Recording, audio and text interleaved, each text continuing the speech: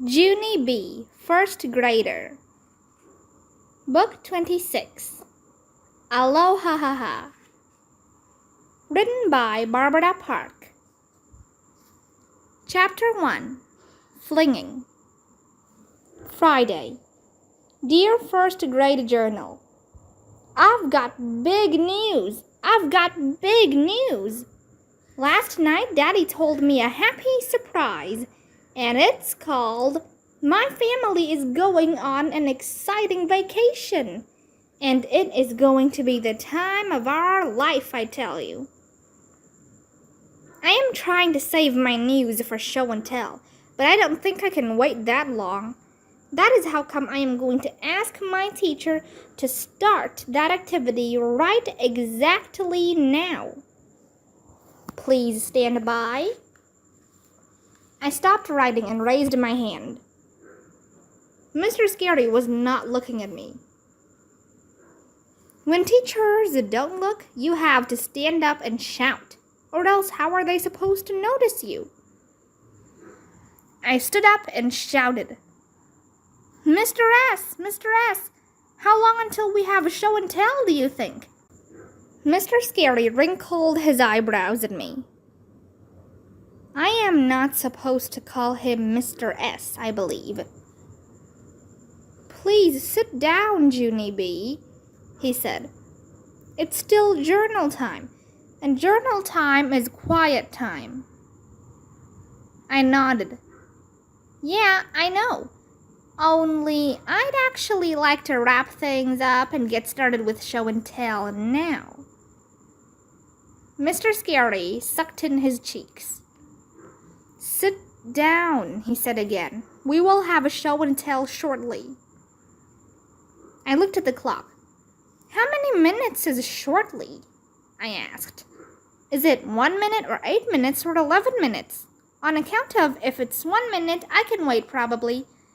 But 11 minutes would be out of the question. Mr. Scary walked back to my desk, and he sat me in my chair. I glanced up at him. All I'm looking for is a rough estimate, I said. Just then, my neighbor named May leaned across the aisle, and she did a giant shh in my face. I quick wiped my cheek. Ew, I hollered. Ew. 'Cause May got spittle on me, that's why. And spittle is the grown-up word for spitooey. I zoomed to the back of the room, and I climbed on the stool to reach the faucet, but Mr. Scary beat me to it. He wet a paper towel and wiped my face. Thank you, I said. I needed that. Mr. Scary rolled his eyes. You're being very rambunctious this morning, aren't you, Junie B. Jones? He said. I scratched my head at that vocabulary. Okay, you lost me on that one, I said. Rambunctious, he repeated. Rambunctious means... May's voice interrupted. Bad, she called out. Bunctious means bad, Junie Jones. You're being bad this morning. Bad. I turned to look at her. Her chair was spun around to face the back of the room. She was watching me like an audience. Mr. Scary ran his fingers through his tired hair. Then he went to May's desk, and he turned her back in the right direction. Teachers spend a lot of time adjusting people. After he came back, he bent down next to me, and he made his voice more private. Junie B., I know why you're excited, he whispered. Your mother called me on the phone last night, and she told me about your vacation next week. I threw out my arms, real thrilled, and I flinged myself way high in the air. I can't wait, Mr. Scary. I can't wait, I said. Mr. Scary grabbed my arms, and he kept me from flinging. Okay, see, this is the wild behavior that I'm talking about, he said. I really need you to stay calm until show and tell, Junie B. Can you do that for me, please? I thought for a second. Then I shrugged my shoulders. Yeah, only I don't actually know if I can do that, I said. 'Cause I'm already trying to be calm, and this is how I'm turning out. My teacher tapped on his chin. Maybe we could make a deal, he said. How about this? If you stay quiet and calm until show and tell, I'll let you go first. How does that sound? I bounced up and down at that exciting idea. That sounds like a D-E-E-L, I said. You mean D-E-A-L, said Mr. Scary. Deal is spelled with an A, Junie B. Whatever, I said. After that, I twirled real fast in a happy circle, and I accidentally spun myself into the ground. On my way down, I knocked over the trash can and the sink stool. All of room 1 turned to look at me. I sat up and waved my fingers. Do not be alarmed, people. I am perfectly okay, I said. After that, I stood up and dusted myself off. Then I went back to my seat. I looked at the clock again. No minutes had passed at all, hardly. I put my head down and did a groan. Time is as slow as a turtle. Chapter 2. Paradise. The children wrote in their journals forever, it seemed. Then finally, they started to finish. And at last, it was time for show and tell. My legs sprang up, and they ran me to the front of the room. Then I flinged myself in the air again, and I shouted, "Vacation, vacation! I'm going on a vacation!" Only too bad for me, 'cause when I came down from my fling, I lost my balance, and I landed on the floor again. This time, room 1 laughed their heads off. I tapped my fingers, real annoyed. Okay, I've really got to knock off the flinging, I said just to myself. Mr. Scary quieted everyone down. Boys and girls, the reason Junie B is so excited today is that she didn't find out about her vacation until just last night. He winked at me. Tell everyone where you're going, Junie B. I took a big breath. Then the words came hollering out. Hawaii, people! I'm going to Hawaii, and I am going this very exact Sunday. All of the children's mouths fell open. Except for not Richie Lucille's. Instead, Lucille stretched her arms in the air, and she did a giant yawn. Hawaii, ho-hum, been there, done that, she said, real bored. Then she stood up, and she twirled around, and she sat back down again. My friend named Shirley stood up too. Well, I've never been there, she said. I can't believe it, Junie B. You're really going to Hawaii? Yes, Shirley, really, I said. This was the biggest surprise of my career, I tell you. On account of last night, Daddy said he is going on a job interview in Hawaii, and he surprised me and Mother with 2 extra tickets. I skipped around my teacher, very joyful. And that is not even the bestest part yet, I said, 'cause Daddy told me that this trip is for big people only. And so my baby brother named Dolly is not even allowed. Room 1 looked shocked at that information. Wow, said my friend Jose. You mean you're big people, Junie B? I nodded my head real fast. Oh yes, Jose, I am big people all right, I said. That's how come I got to read the travel booklet with Mother last night. And the travel booklet says Hawaii is a real, actual paradise. Mr. Scary grinned. A paradise, huh? That's a great word, Junie B. Does everyone know what a paradise is? Sheldon shot his hand in the air. I do, he shouted. My grandpa, Ned Potts, has a paradise. He used to play craps at the gambling casino, but then someone squealed at Grandma, and so he's not allowed out at night anymore. May jumped up and pointed. Sheldon said a bad word! Sheldon said a bad word! She tattled real loud. Mr. Scary stared at her.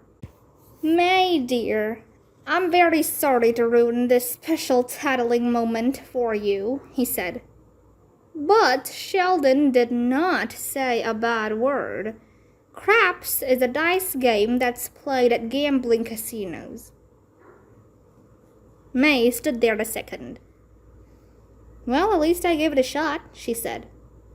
Then she did a shrug and sat back down. After that, Mr. Scary printed the word paradise on the board. He turned and looked at Sheldon. And Sheldon, my friend, he said, the word is paradise, not paradise. Sheldon did a shrug too. I don't think Grandma really cares how you spell it, he said. Grandpa's still not getting out at night. Mr. Scary closed his eyes a minute. Then he went to the sink, and he got a drink of water.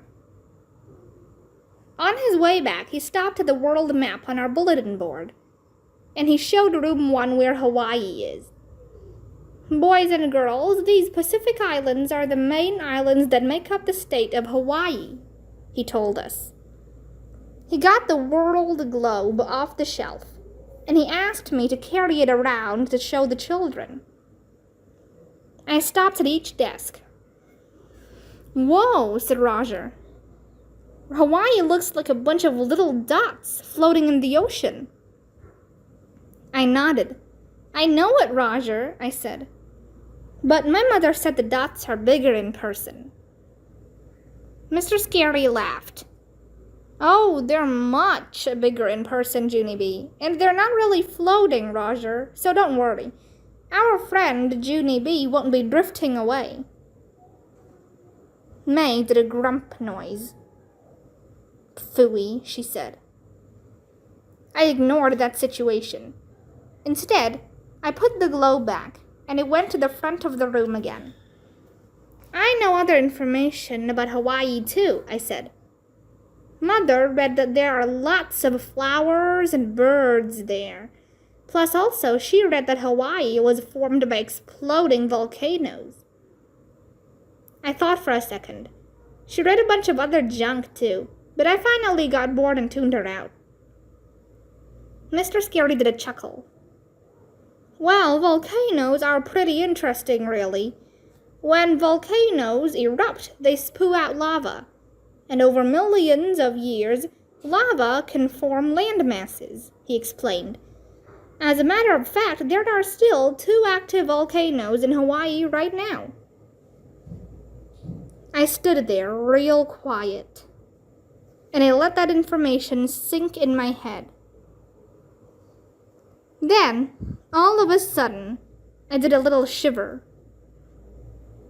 Okay, see, I wasn't actually aware of an eruption problem, I said.